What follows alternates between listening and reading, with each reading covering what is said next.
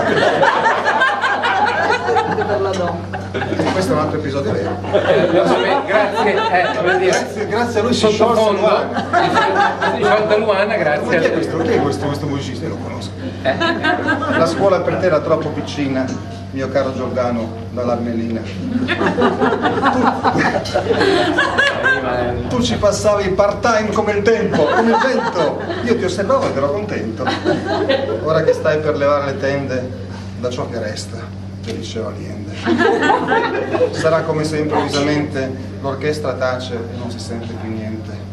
Sarà come se Bob Dylan o Mina, caro Giordano, dall'Armellina, ci salutassero dalla televisione e ci annunciassero di andare in pensione.